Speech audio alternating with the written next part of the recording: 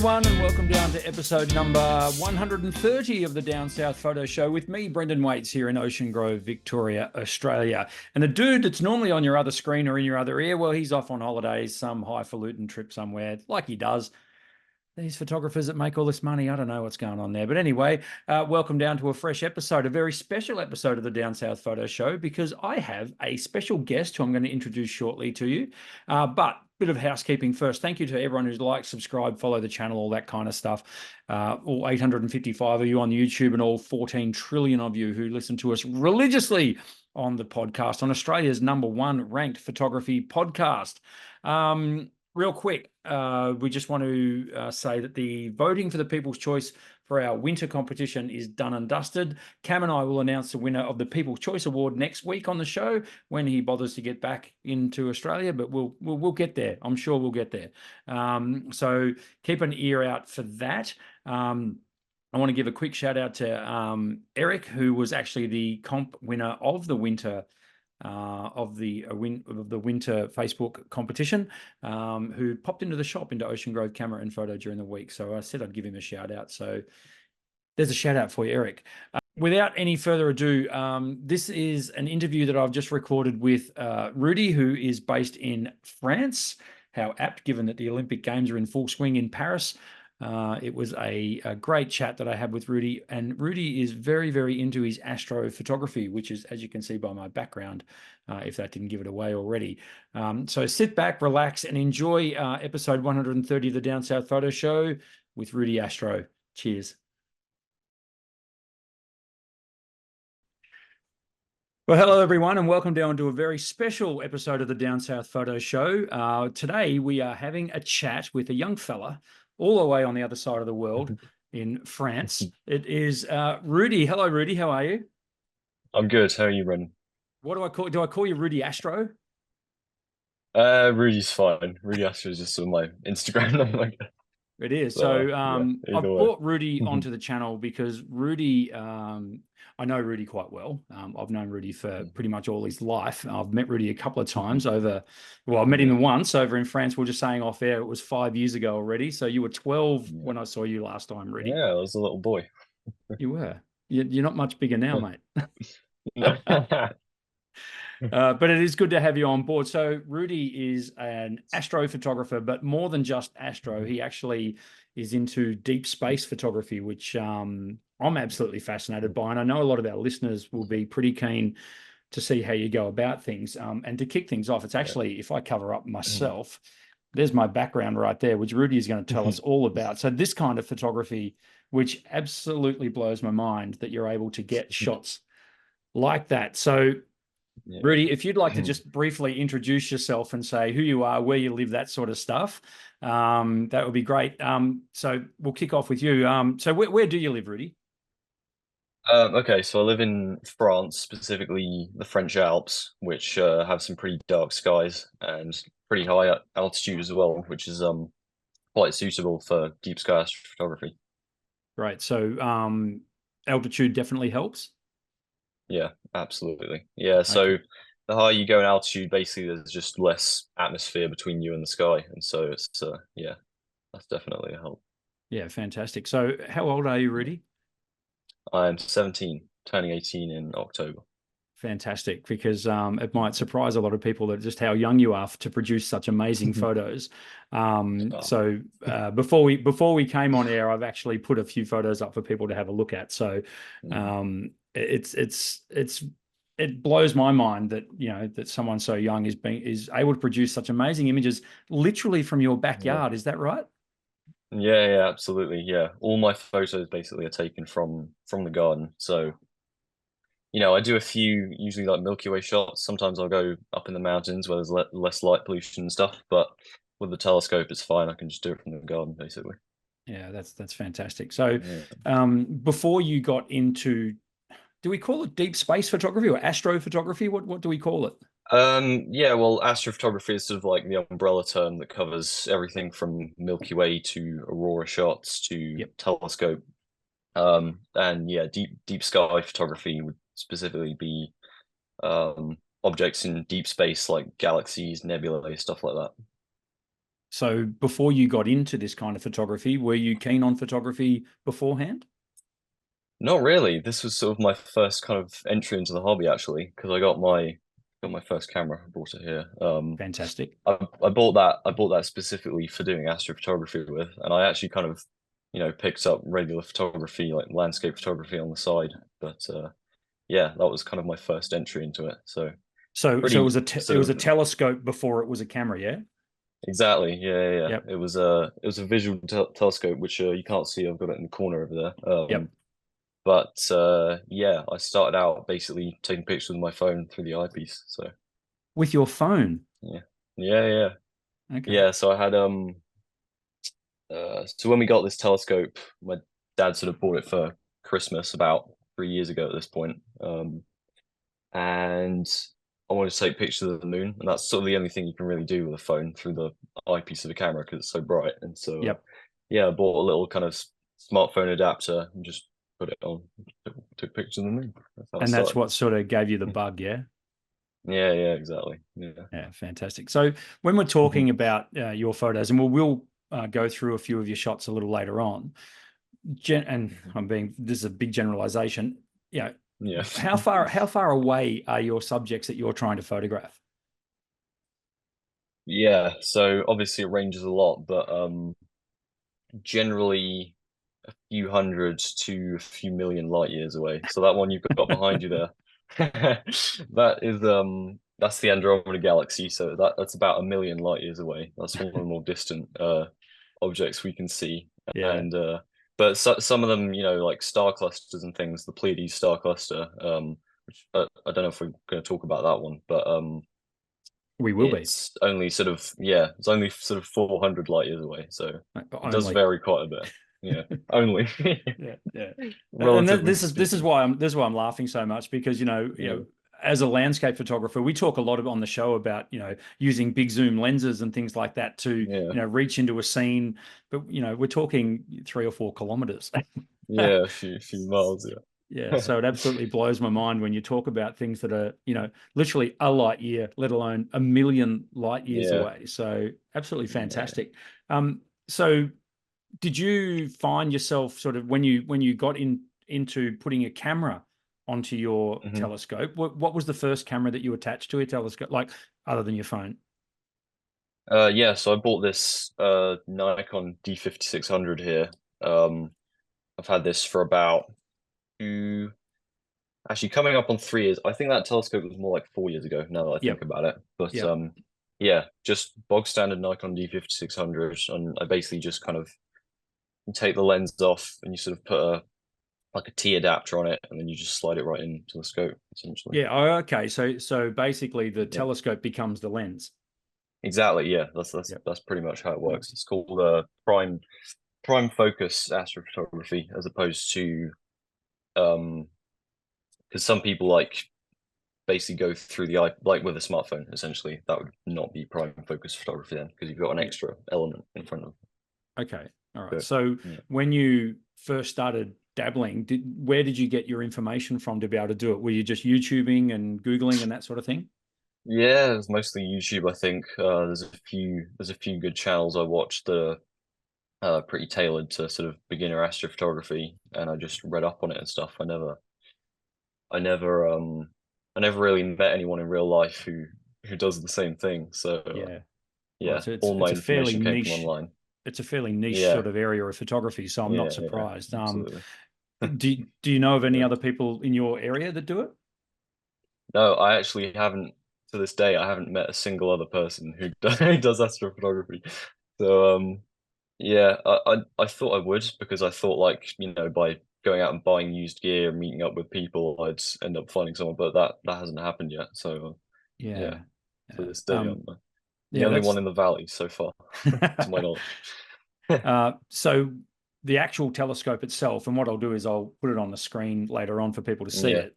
yeah. The brand of is there a particular brand that's good, or Um, if you were talking to someone who wanted to get into this, first of all, yeah. what should they be looking for? What type of telescope?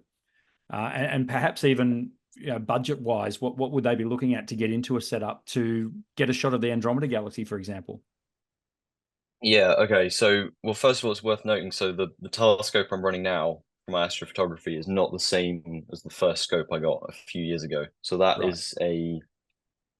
that's known as a Dobsonian telescope. So it's Yep. basically it's like a Newtonian tube with a mirror, and it's on a fairly sort of simple alt azimuth wooden base, which basically just means like up, down, left, right. So it's very easy to sort of control manually.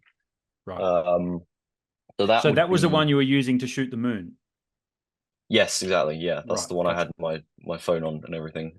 Gotcha. So that's generally the kind of telescope that's recommended for beginners, just because it's like, pure simplicity of use essentially. And Yep.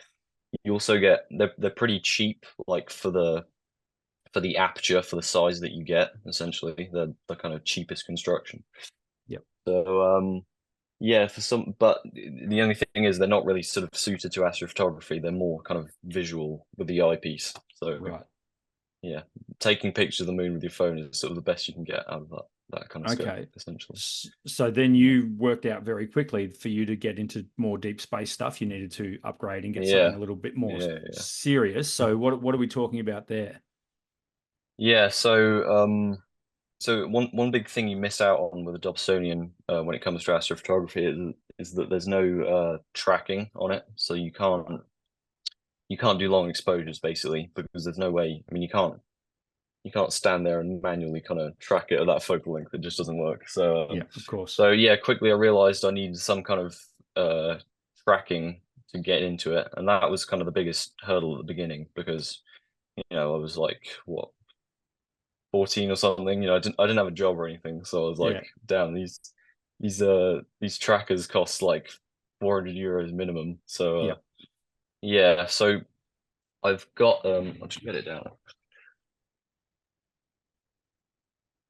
I've got this thing here, which is a small kind of star tracker. So that was the Yep. first tracking mount I got. And that was I sort of made a mistake with this one because I thought if I get that and a kind of smallish telescope, I went for a refractor telescope essentially, which is very similar to a camera lens in design. It basically is a lens, Yep. um, like a telephoto lens.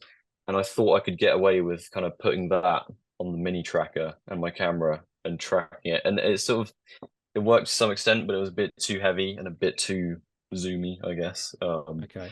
And the tracking wasn't very good. So this kind of thing's more suited to like just a camera and a lens like this, a kind of more wide angle setup. Right. Yeah, that was the next kind of piece of equipment I got, basically. Yeah, it sounds like it's I mean, clearly it's equipment heavy, so yeah, there's a bit of Yeah, investment involved if you want to go chasing yeah, this sort of stuff. So absolutely. you're saying the tracker you just showed me, it would be better for Hmm. if you're shooting like Milky Way, wider angle stuff. Exactly. Is that what you mean? Yeah, yeah, Yep. yeah, yeah. Yeah. So that that's kind of like the first logical step one would make into astrophotography after just a camera and a tripod. Um, for doing wide angle Milky Way stuff. So Yep. you can sort of put telephoto lenses on this to some extent, but just you can't really push it like I did because you just get all the stars start trailing and stuff, and the tracking's Of not very course. accurate. So Yeah. Okay. yeah. So then once you progressed onto, I'm assuming it's a bigger telescope that you needed, or Hmm. is it just a Um, different kind? Is it more a reflector yeah, telescope? different types. So the one I'm currently the one I had originally was a reflector Yep. on a Dobsonian base. Um, and that one was actually far too big for my needs. Generally, one would start out with a much smaller scope. But like I said, it's really the tracking that makes the difference. And Yep. so, and when you start out with a tracker or an equatorial mount, as we like to call them, you generally want to start out with a smaller telescope because it's just way more forgiving in terms of tracking errors and precision and stuff. So yeah, I don't have the scope with me right now. It's actually outside, but Yeah. it is a lot smaller in physical size than No, the that's all right. than the I'll reflector telescope. I'll put a picture of it up on the screen for everyone to Yeah, have a I'm look sure at. I'm sure you got some photos of it. Yeah, Yeah, no, that's no it's problem at all. You can yeah. also head over while we're there. If you head over to Rudy's Instagram, which will be linked in the Mhm. description as well, you can see he's done some time lapse footage of himself actually doing this kind of photography, which is Hmm. fascinating to watch in itself, let alone the Yeah. images that it produces. So Yeah. how do you decide what you're going to shoot next? Good question. So I have this program on my computer called Stellarium, which is essentially it's like a virtual planetarium. And so it'll give you a kind of simulation of what the sky is going to look like at any given time from your location. Oh, that's cool. And so generally, yeah, it's pretty useful. So I'll generally sort of start out by heading over here, and then I'll just yeah, click around until I find something that is both interesting to shoot and also suitable for the equipment I have. Okay. And so once you've made your decision and it's all lining up for you, what's the procedure you go through to get the shot? Well, obviously, it starts with setting up the telescope itself, and so that means lugging all my equipment downstairs, which Yep. is great because it's all pretty heavy, Yep. loads of counterweights and stuff. So Yeah. I'll take all the equipment outside. I try to do this when it's still light because it's a pain in the ass to Yep. do in the Yep. dark, And obviously. and clearly you need a clear night as well. Yes, yeah, of Yeah. course, yeah. So Yeah. Let's start there. you don't want to set yeah, exactly. There's not much point going out for the cloud. Yeah, so I'll physically assemble it, and then you got to do a thing called polar alignment, which Okay. is basically aligning the tracker with the north celestial pole around which the entire sky rotates, or south celestial pole if you live in the southern hemisphere, That's which is what which we is a would lot have. That's harder. right. Yeah, exactly. Um, and yeah, so that alignment's pretty important because you know otherwise, as you track, essentially it's just going to get more and more off track as the Yep. night goes on. And we've So got essentially that's a calibration. exactly, yeah, yeah, Yep. yeah. Yep. It's basically it's telling the mount where it's pointed at so that it knows which direction it's supposed to be going in, Yeah. essentially. And you can compensate for imprecision there with things like auto guiding, which I can talk about if you like. Yep. And but yeah, it has to be accurate to a degree, otherwise you're just wasting your time. It's not going to track properly. Okay. So basically from then you can then pick out the so you'll have coordinates, is that right? Is that how it works? Yeah, well, okay, so it used to be pretty difficult when I was using this little mini mount here, I like to Yeah. call it, because it's quite simple mechanically. It'll track the sky. It's basically just like an on-off switch, and it has different speeds of tracking if you want to do time lapses and stuff. But it only has tracking and it only has sort of movement in one axis. So what that means is that you can't do go to commands. So you can't like program it to slew to this object and it will find it. And so what I Yep. was having to do basically was like hold the telescope and kind of like manually line it up with where I thought the object was in the sky, which is Yeah. impossible because you can't see most of these things with your eyes. Yep. They're just far too dim. And so that was a big challenge before I got a proper mount. And now the mount I've got is completely computerized, and I've got an app on my phone and on my computer, and I can basically just like I've got like a similar planetarium software in the app, and it shows like a kind of box of where the frame of the telescope is going to be pointing at. Um, and yeah, I can basically just line it up however I want, press go, and it will just lead straight Yep. to it, which is pretty awesome. Yeah. That's So, awesome. so that saves me a lot of time now because I don't have Yeah. to, I was messing around for an hour each time, especially in the winter. It's so cold, and it's just you have to adjust the knobs with your hands, and it's just everything's freezing, and you can't move it properly, and it's just Yeah. yeah, it was terrible. Well, that gives me a bit of a tangent question then. What is the best time Yeah, of year for you to do this kind of photography? really tough to say honestly, because each season has its advantages basically. So the winter's got some really nice objects. You've got Orion. I don't know if do you get Orion down in the southern I hemisphere? believe so, yes. Yeah, okay. So you've got Orion, you've got a lot of the winter constellations are full of some really nice objects, photograph essentially, and also you you have the advantage of it getting darker way earlier. So you basically just have Of more course. time every night to shoot. So you'd have sort of 12, 13 hours instead of, I don't know, I get like 3 hours of proper darkness during the summer Yeah. at the worst point. So but the winter also has terrible weather here. So that kind of, hinders that to Yep. some extent. So that's a big disadvantage of the winter. But and also, like I said, it's really cold, so it's kind of miserable to be setting up in the winter when it's like you can't even feel the knobs you're trying to twist and everything. Yeah, but that's Yeah. pretty hard Um, work. yeah. And then, the summer, like I said, it's dark for a much shorter period, but you also have the core of the Milky Way that starts rising, which is just unbeatable. You can't really Yeah. there's no better part of the sky to photograph than that. And Yep. so Yep. yeah, I'd say the summer in that respect is um I think I prefer summer. Yep. If you just go by, each sort of clear hour that you get, it's like I think a clear hour in summer is probably better than a clear hour in winter. Fantastic. So let's talk photography here. So Mm, when you've got everything aligned and you can see yeah, exactly the subject that you are wanting to photograph, yeah, as photographers, we know all about, composing the shot and lining up the yeah, image and pushing the shutter, mhm, basically having your settings right and yeah, pushing the shutter. Clearly, yeah, it's a lot more complicated than that for what you're doing. Can you walk us yeah. through getting a shot?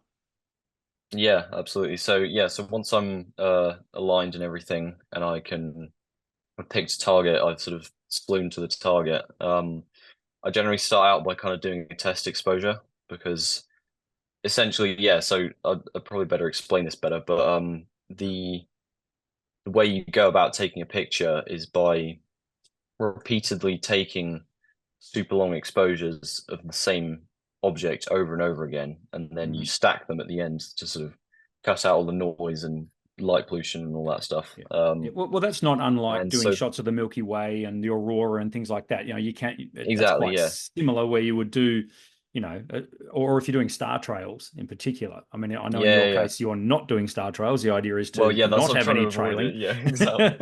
But Yeah, but yeah, I'm sure yeah, most of our listeners understand yeah, yeah. doing multiple shots and then stacking them together. Yeah, yeah, stacking, and it's the same as stuff like focus stacking in macro photography. You're basically just trying to get the best of each photo and cut out the unwanted noise. That's the general concept. And so obviously you want to start out by doing a test exposure because before you know, program an imaging run in and leave it to run all night, you want to make sure that you're actually getting the right results. And so yeah, generally I'll start off by doing a test exposure and making sure my focus is correct because that's pretty critical. You want to Yep. have exactly good focus. And sometimes I'll have to readjust that throughout the night as well because the temperature changes will actually change the shape of the lens to an extent where it'll actually change the focus, which is pretty Wow. annoying. Yeah, that's fascinating. So Yeah, literally a difference in yeah, temperature will yeah. unfocus your shot. Just make the lens expand, and then yeah, Yeah. it ruins the It's shot. so So when you say a long exposure, what's your exposure mhm, time are we talking about here? that varies a lot depending on the object. So Okay. for something bright like the Andromeda Galaxy that's behind you, Yep. or the Orion Nebula or something, the cores of those things are very bright, and you want to take care not to blow them out, basically, and Yep. overexpose them. So, but then at the same time, you've got these sort of faint dust bands on the outer parts of the galaxy that you want to bring out in a lot of detail, and so sometimes I'll actually take several shots of varying exposures and then combine them at the end just to make sure.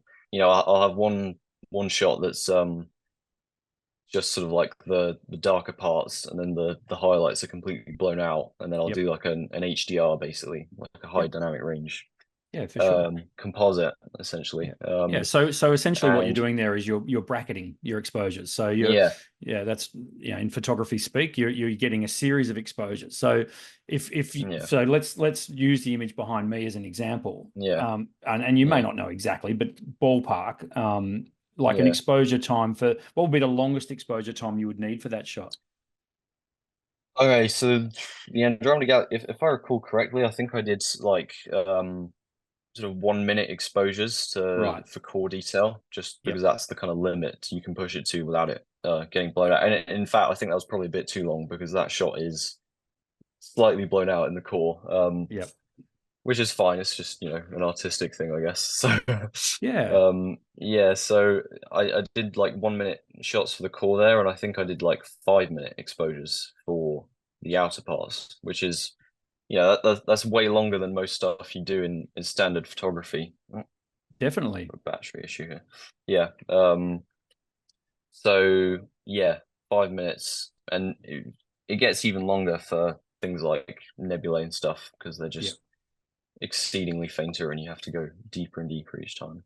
Yeah, I mean, a 5 minute exposure is extremely long. Do you Yeah. find that pushes the limits of your gear, of your camera? Yeah, yeah, absolutely. So obviously, the longer you're exposing for, the more demanding you have to be on the tracking because the slightest thing will just ruin an exposure. And the longer you're going for, the more chance there's going to be an error of some kind during that Yep. period, either mechanical or otherwise. Yep. Um, and so that's where I could talk a bit about auto guiding here because it's quite Yes, please. relevant. So yeah, so I mean, you'll see that in the shots of the telescope, but there's basically like a mini telescope on top of the main telescope with a mini camera on it. And that whilst the main telescope's running its images, that auto guider system will be continuously sort of taking shots and it'll track sort of stars in the field of view and make sure they're not moving too much. And if they do move around, it sort of sends corrective pulses to the mount to keep it back on track, which is pretty clever. Fantastic. Yeah, Yeah, that's so awesome.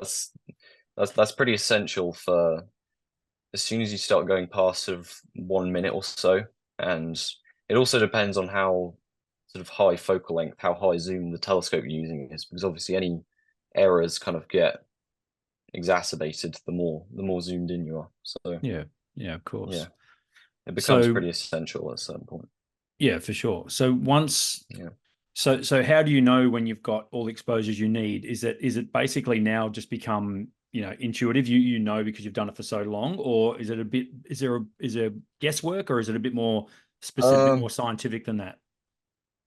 yeah, I mean, you can kind of estimate how much total time you'll need on an object based on your own equipment and stuff. So I've sort of realized how much I've sort of got that in my head now. But ideally you want to get as much time as possible, and there is no exact, cut off time where you should stop. The more exposure time you get, the better.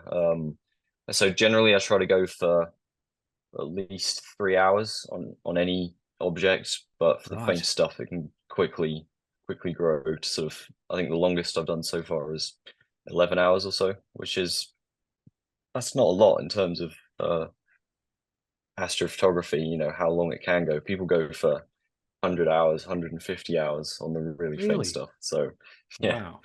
yeah, it gets pretty extreme. So I haven't delved into Yeah. that kind of level yet, but we'll Right. do I, eventually, I I I think. see that in your future, Rudy. I think that's going. Yeah. um, Now, so are you just literally saving images directly to the memory card, and are you saving RAW files, or are they JPEG files? Yeah, okay. So I've got I've got a mini computer that's on board the telescope called an ASI Air, and it's like it's basically like a tiny little Windows computer essentially with an Yep. antenna, so I can control it remotely. Um, and that has a certain amount of memory on it. And so generally I'll just save the files directly to that, and then in the morning or whenever I'm done, because sometimes I'll leave the telescope out for several nights in a row. I'll just bring it inside and plug it into my laptop and then transfer the files across. And yeah, they're technically raw files. They're saved in a kind of weird format called .fit, which is like an astronomy specific format, but for all intents and purposes, they're essentially raw files. Yeah. Yeah. Okay. Which leads us to the post-processing stage. Hmm. So Yeah. you have particular software that then you load those files into for your stacking of images. Yeah. Is that right? Yeah. Yeah. Well, I use a plethora of different programs actually. So generally, I'll start off by I usually try and just save them to a folder. You know, I try and keep it quite organized. So I've got like an astrophotography folder with all the different objects I've done in it and which night it is, because sometimes I run it for several nights in a row. So I'll sort of bring the pictures into there, and then the first process is kind of stacking. So you there's several different programs you can use. You can even do it manually in Photoshop if you want, but that's incredibly tedious. So Yeah. I prefer to use specialized software for that. And so yeah, I'll stack the images, which is, you know, it's quite simple. It's basically just registration, which is the software will go through all the images and make sure they're aligned based on the star patterns that it can see. Because if you stack and they're not aligned, obviously it's just going to be horrible. So yeah, and then the stacking itself. So that can take quite a long time depending on how many images you're stacking. But I went out and bought a laptop with a pretty good GPU specifically for that purpose. Yep. So it gets done pretty quickly now. So then after the stacking, you essentially end up with your stacked kind of linear image, which actually looks quite dark because it hasn't been stretched at all. It's just like a kind of it's kind of like a raw file made out of all the raw files that you've stacked, is the way to Right. put it. Yep. And so the next process would be stretching it. So I bring that into another piece of software called Cyril, which is like an astronomy processing software essentially. And that can do plenty of stuff. It can do stacking as well, but I just prefer to use the other program called Deep Sky Stacker because that's what I'm used to. And yeah, so stretching it basically just you can do like an auto stretch on it and then fine tune it afterwards, which is what I tend to do. And then that's when you just kind of that's when you get your first glimpse at what you've actually captured and how you get like an idea of how good the final image is going to be. Right. So then it's basically Yeah. you sort of then can do your tweaks to the image and put the Rudy Hmm. spin on it, right? And Yeah. just like all of us photographers do when we're out shooting digitally and we import our Yeah. photos into Lightroom or Hmm. Photoshop and we edit. So Yeah. and then Yeah. it's Exactly. you basically putting your stamp on it and producing the image to taste, right? Yeah. Yeah. Exactly. So, you know, there's no perfect way to process an astrophotography image. I mean, there's there's just realistic ways of processing it and unrealistic ways of processing it. So I try to kind of keep it real, essentially. Yeah. Yeah, you know, I find a lot of people tend to um, boost the saturation so much and then fiddle with the colors to an extent where it's just not like Yeah. it's not real anymore. It's not a representation of what the data actually contains, basically. Well, clearly that's not a And problem. It's so, just local to Australia, mate. It's yeah, we see it all the yeah, time, and we point it out a lot as well. yeah, yeah, exactly. Yeah, so I try to stay truthful with it because you don't want to. First of all, you don't want to give people unrealistic expectations of what they're gonna see when they get into the hobby. Yep. And that's just something that has been a problem for ages in astronomy. You know, because you'll have magazines and books and stuff with Hubble photos on them and or articles.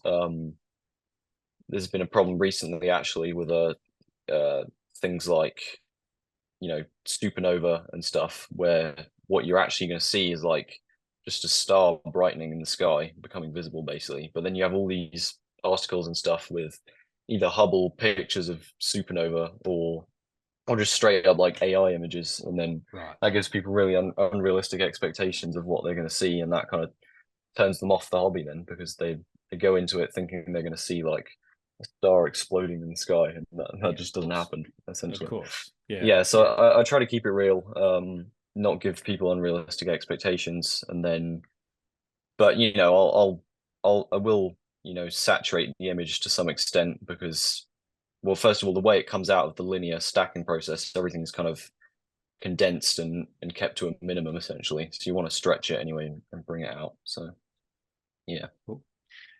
What we might do is see if by the wonders of modern technologies, I'll share a screen, yeah. and regular listeners to the show know that this could be fraught with danger, but we'll give it a go. We're going to throw up some photos onto the screen, and we're going to. Yeah. How does that look? Can you see that all right? Yeah, I can see that. All right. So Yeah. I'm just going to get rid of that. Yeah. So that is my background, the Andromeda Galaxy. And so an image like that. Now you're telling me that that image is, well, that galaxy is 1 million light years from Earth. Yeah. Yep. Yeah. That's about right. Give or take So, a light year or yeah. two. Give or take a few. Yeah. Yeah. So, Yeah. so essentially what we're looking at there is light that has taken 1 million years to reach Earth. Yeah. Yeah. That's a pretty interesting concept in astronomy, is that most of the light we're capturing has been traveling through space for quite a number of years. And so yeah, essentially you're seeing the Andromeda Galaxy as it was physically 1 million years ago, Yeah. Which just get your which is head pretty around that, nuts to wrap folks. your head around. Yeah. Yeah. So Yeah, exactly. when I look at that image, and I mean the angle that the galaxy is on, that you've done that on Yeah. purpose to maximize the field of Yeah. view of the galaxy, is that right? Yeah, exactly. So I mean, obviously there's no up or down in space, so we can kind of Yeah. take liberties with how we want to frame stuff. But yeah, it just barely fit into the field of view of my sensor, so I had to kind of put it on the side Yeah. to fit it all in, basically. And I mean, I think it adds an artistic touch to it as well. I don't Well, like pictures of it that are just like flat, because they're just yeah, yeah. And you mentioned it's a bit boring. you use the word sensor there. Now I'm very familiar with the Mm, Nikon D5600. It's a great little camera, by the way. yeah, yeah, I it's always excellent. recommend that for people who are getting into landscape photography as well. Hmm. But it Yeah, is a cropped censored SLR, so it's a yeah, APS-C size sensor. yeah. Does a full frame sensor make a big difference with astrophotography, or not really? Um, yeah. So full frame sensors are kind of they're kind of considered pretty premium in astrophotography, not just for the sensor itself, but also because you need a telescope that can produce a well-corrected image um, out to the corners of a full frame sensor, which is Of course. pretty demanding on the telescope. And so it's not the sensor itself that's costly; it's getting a telescope that can produce an image circle that wide Yeah. that's going to look good. Yeah. So Because otherwise, all essentially the stars just get what you're saying there is a full frame sensor is so good, it'll yeah, show up flaws in any telescope. exactly. Yeah. Yeah, exactly. So crop sensors, I'd say a full frame sensor is probably more coveted in like sort of wide field stuff like Milky Way and Yeah, it is. That's right. things like that with wide angle lenses. When it comes to telescopes, though, crop sensors are a lot more common, and people don't mind using them that Yeah. much. So Yep.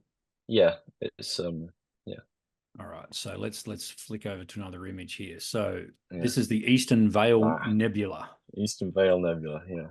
Look at that thing. I know, it's freaky, isn't it? It looks like a It, alien head or something yeah, it is. So out in so space. Yeah. tell the folks what are we actually looking at there? What is making the outline of that face, for want of a better phrase? Yeah, this is a pretty interesting nebula. So it's part of a larger kind of nebula complex called the Veil Nebula. That's just the eastern part of it, essentially. Wow. And so that's what you're seeing there is basically gas from a supernova explosion. So when a star reaches the end of its life, it kind of shrinks, sorry, grows, gets a lot cooler, and then it kind of implodes basically, and then just sends gas flying out into interstellar space for thousands of light years. So what you're seeing there is the gas from that star that exploded. I, I, I couldn't tell you how long ago it was, but definitely a while. Things take a while Yep. to move in space. Yep. And yeah, so that's just one small part of a massive supernova explosion, basically. Yeah, that's absolutely incredible. And the color that Yeah. I'm seeing there, is that Rudy color, or is that actually just what was there? That's pretty accurate to the real color. I kept it pretty real on that one. Yeah. Yeah. And so yeah, so what you're seeing there, the sort of pinkish parts are H alpha gas or hydrogen gas, which gives off a pretty red pinkish hue. Okay. And this nebula is pretty interesting to do like narrowband photography on, where you separate out the different gas wavelengths, because it actually has a pretty different structure depending on which wavelength of light you're looking at in. So you can see the kind of hydrogen alpha part is almost like inside it, and then you've got this blue kind of shell around it of oxygen gas, which travels faster through space essentially, and so you get like Wow. this kind of cool separation of the colors. But yeah, that's Yeah. a pretty accurate representation of the color there. So just to give us some perspective on what we're looking at here. So, and I know this is a bit tricky for people, but Yeah. here in Australia, we have, most people would know the Southern Cross that we can see here in Australia. Hmm. Um, if I was to take one of the stars of the Southern Cross, I mean, this nebula that I'm looking at here, are we looking at something around the same size in terms of what I see in the night sky, if that makes any sense? Just to give people Uh, an indication on how small this would be in our night sky, this area of the night sky that I'm looking at here on this photo. yeah, so it's a God, yeah, that's tricky. It's a pretty small area of the sky.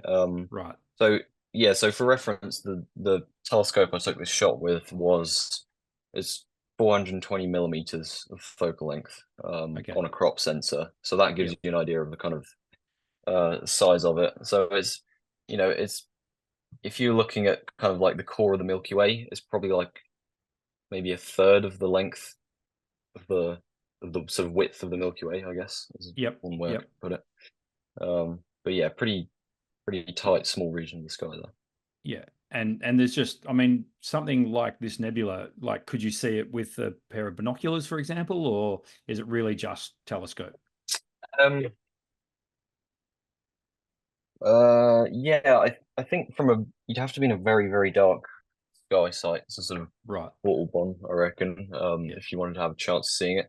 Yeah. Now, what's tricky about this nebula specifically is that it happens to be in a very dense star field region in the Milky Way, and so you kind of even photographically you struggle to kind of pick it out from the stars around it. And so what I had to do here was actually an interesting processing technique where you kind of split out the stars in the nebula before you start processing and stretch them separately. And so you kind of bring out the nebula more than the stars that way, so kind of reveal it. So Gotcha. yeah, I think you probably can see it. I've heard rumors of that floating around, but it would be very challenging. You'd have to Yeah. be in a very dark sky site. Yeah. Sure. Brilliant. All right. Let's Yeah. have a look at another one. So Yeah. here we Ooh, have it was one of my Hunter's favorites. Sword. Yeah. Yeah. Oh, have I chosen well, Yeah. So Rudy? yeah, you picked some of my best here, Brendan. Yeah. Good. Which is good. So yeah, so this is the famous Orion Nebula, which is I believe well, I think it's the second brightest nebula in the sky. You've got a brighter one down in the southern hemisphere. I can't see that unfortunately. So Okay. yeah, so this is the kind of jewel of the winter skies in Orion. Very bright. You can see it. You can see it with the naked eye from reasonably dark location. Just to kind of contrast that with the previous nebula we looked at, it's many hundreds of times brighter than that one. And so yeah, very good. I think most astrophotographers kind of start out with this as their first sort of target for deep sky astrophotography, because it's so simple. I mean, you can if you have a big enough Dobsonian and a smartphone, you can actually take pictures of the core of this. It's that bright. Wow. So it's yeah, and then when you go much deeper on it with much longer exposures, you can bring out all this kind of dust that's around it, which you can see in the image there, which is a lot fainter than the core itself. So yeah, for this one, I did actually have to do an HDR, like a high dynamic range composite, like for the Andromeda Galaxy, because the core is just so bright. It blows out pretty quickly. Even sort of 15-20 seconds is enough to overexpose it. So Well, it's while actually you, more it's pretty challenging as a target to photograph well, even if it's easy to kind of get a picture of it, of the core, because if you yep. want to bring all the dust and stuff out of it, you really have to combine several different exposure lengths to kind of bring out all of it at the same time properly. Awesome. While we were talking, I just did a quick Google search, and yes, we can see the Orion Nebula from Australia. It's telling me that it's pretty much right on the celestial equator. Yeah. Okay. Yeah. So Yeah. it's for everyone to see, basically. Yeah. Sensational. That's so cool. All right, so let's have a look at another one. So this is the North America Nebula. Wow. Nebula. Yeah. Yeah. This one's not too far off from the Veil Nebula we saw a minute ago. Yep. In the sky. Obviously, in real life distance, it is pretty far. Yes. Yeah. So this is the first out of the bunch so far that is in false color that we've seen. So this is not accurate to how you would see it in real life. It's what you call narrowband imaging. So you essentially kind of image several different wavelengths of gas that you can't necessarily see with the human eye. So yeah, one thing I should mention is that the camera I'm using is actually modified, so it lets in more of that infrared light that nebulae emit so much. So what you can see there is the kind of yellow color is that hydrogen alpha light, and then the blue would be oxygen. So it's a false color representation, but it does stay accurate to the different gases that are within the nebula. So it's not like an arbitrary random assignment of color. There is purpose behind it. So it's not. Okay. So the modification that's been made to your 5600, is that an IR filter that's been added to it? Well, removed actually. So Sorry, it lets removed in from it. Yes. more of the IR light. Yeah. Yes. Yes. So yeah. So all kind of consumer DSLRs come with this IR cut filter that kind of sucks for astrophotography because it blocks out like 70% of that hydrogen light that you want to capture. So it was pretty challenging to do nebulae before I got that modification done, but it's worked out pretty well. I'm glad I went ahead with it because I was a bit worried that I'd end up ruining my camera because it's quite easy to sort of damage the sensor when you take the thing off. So I ended up sending it off to be modified by a pro instead of trying to do it myself because I just knew that was going to end in disaster. Yeah, that's awesome. All right, so let's have a look. We got another one here. So this is I'm just going to put my phone on charge. You're right. No worries. We can battery. That's fine. We can do that. You can keep talking though. I'm just plugging the cable in. Yeah. Okay. So Pleiades star cluster. Yeah. So also known as the Seven Sisters. Yeah. Yeah. Yeah. Absolutely. That's right. Hang on a sec. Now I'm almost certain that we can't see this one in the southern sky. Yes, I think that would probably be one of the objects you can't see, unfortunately. Yeah, so this is one of our favorites up north, I guess. Yep. So it's I'd say this is probably one of the most well known out of the bunch, actually. More so than the Orion Nebula, because people spot this one all the time. You can see it from, the brightest city skies. You can see that collection of stars. People tend to think it's a constellation for some reason. But it's actually it's so small that you can't really consider it a constellation because it's just a tiny patch of the sky. So it's an open star cluster, and it's not just a star cluster though, because behind it there's all this interstellar gas that's basically being lit up by these young blue stars, and that's what really makes it interesting to me, is this kind of swirling interstellar dust that you can see behind it, and that's what a lot of people don't know is there when they're looking at the Pleiades, because you can't see that dust with the naked eye. It's just too faint. So all you can see is the stars themselves.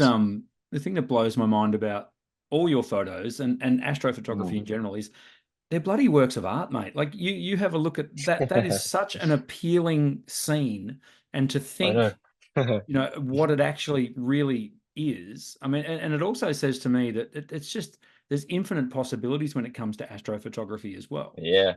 So absolutely. And to be able to produce something like that with a camera, it's just, it's absolutely incredible. Yeah, it's pretty unbelievable that that just happens to be up there, and we're able to just capture that whenever we want, as long as it's clear. It's just it seems like, I mean, I don't want to get into creationism and all that, but it does seem like it's been kind of put together specifically to be photographed because it's just that good.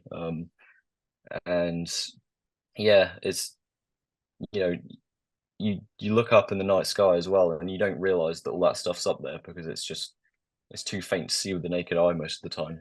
Yeah. But yeah, soon as you use a telescope, you just sort of reveal all this interstellar gas and dust and star clusters that are up there that you just would never see with the naked eye. But yeah, It must be bloody addictive.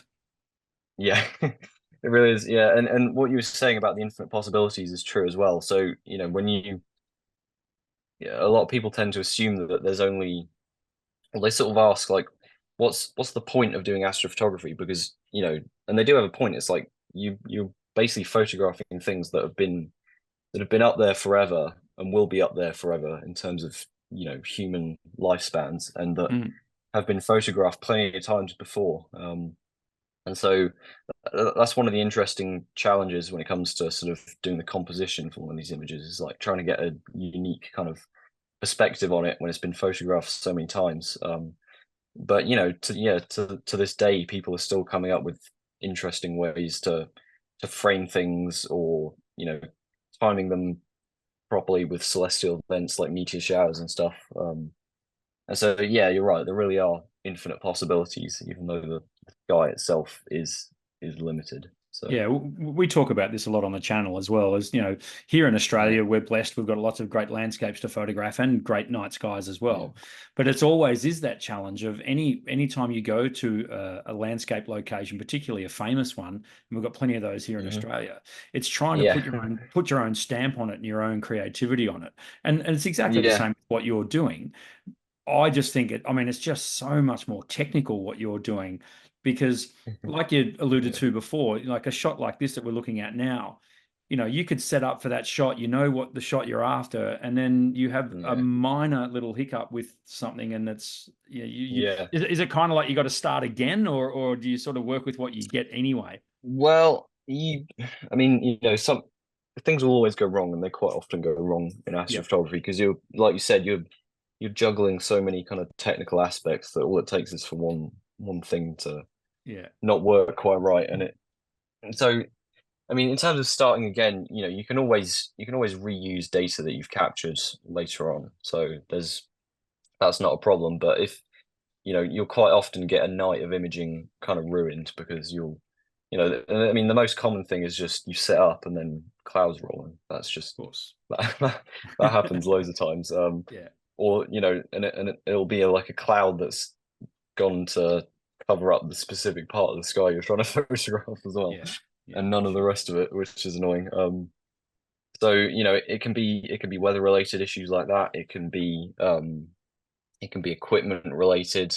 Like, you'll have, you know, you'll sort of, because you know, the way I do it is I sort of, once I've taken my test exposures and I know everything's running properly, I will go to bed and let it run, because Of course. there's no point staying up until 5 in the morning to Yeah. just to watch it run. And so, but all it takes is for the guiding to bugger up once, and then it'll just, Yeah. that just throws everything off basically. So, Yeah.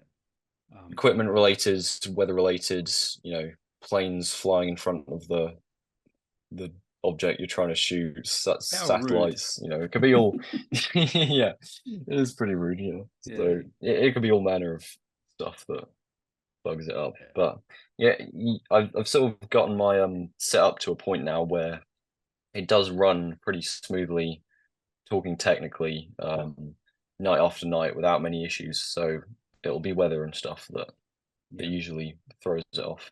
So, And just getting back to the yeah. equipment side of things, battery operated, or do you have to have mains power connection for this? Yeah, so the the majority of it is mains power. So most notably the mount, which takes the most power to run because Right. it's pretty high torque. You know, you're trying to move this pretty heavy payload around. But my camera itself is still battery operated, and that's something I really need to change because it's getting ridiculous. But I do Yeah. actually have to charge up several batteries and stuff. And I've coped with it all right because I can just quietly slip out and put a battery in it, and it'll run for sort of 3 or 4 hours on the batteries I put in it, which is fine. Yeah. And yeah, but the rest of it is fully mains power. Yeah. Yeah. Cool. So where do you see yourself going with this, Rudy? Are you interested in getting into some kind of career to do with this sort of stuff, or is it more just going to be a continuation of a hobby, or?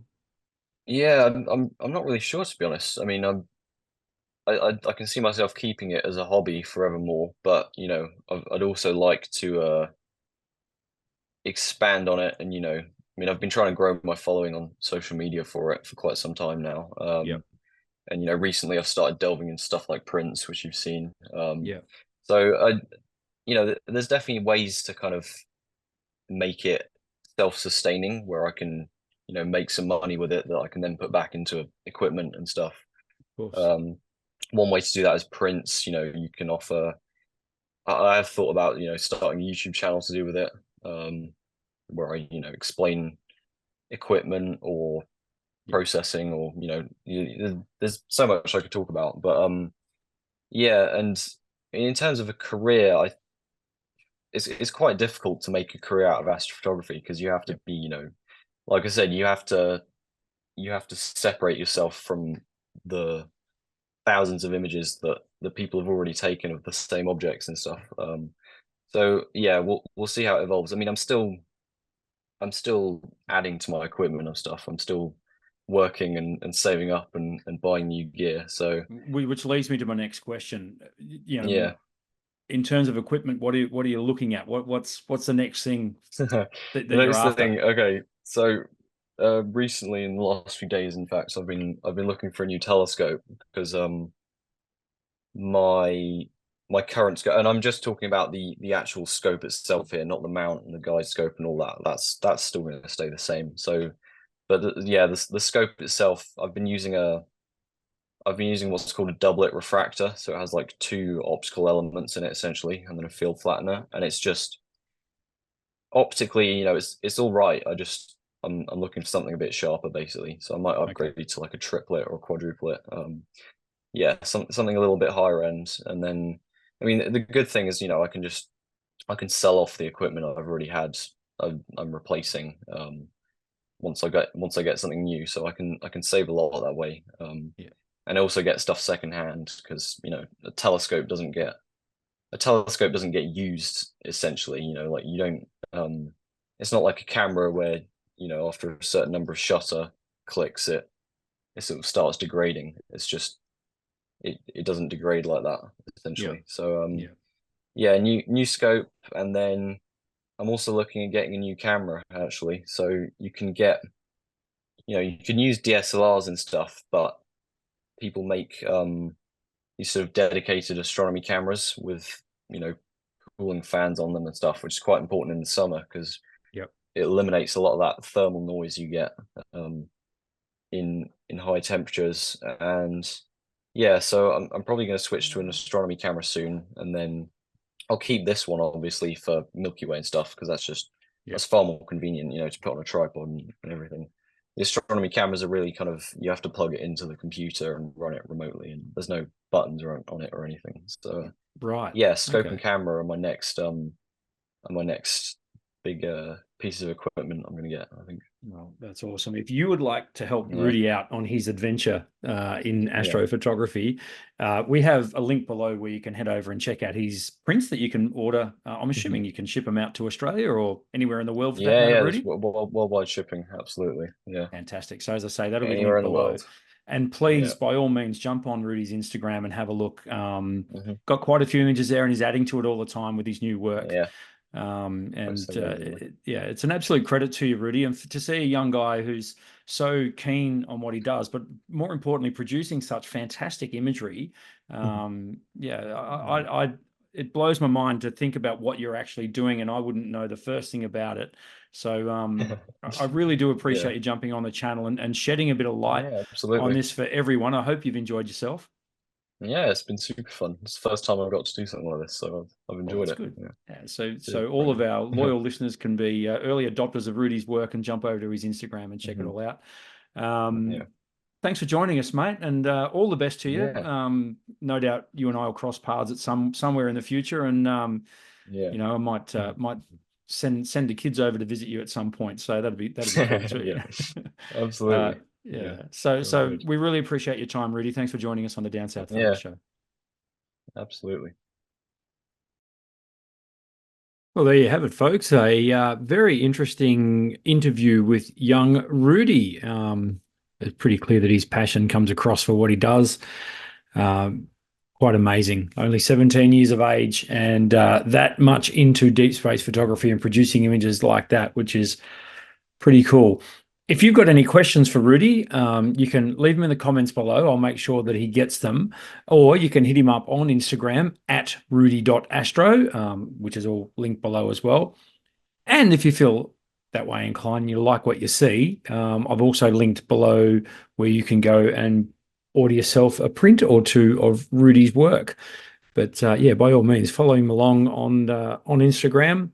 Check out what he's up to. He is posting photos quite regularly now of his deep space exploits. So there it is. That has been episode 130 of the Down South Photo Show. We'll return to our regularly scheduled programming next week, hopefully with Mr. Blake on the other screen. Maybe. Who knows? We'll see how we go. Thanks for tuning in, folks. We will see you next week. Bye for now.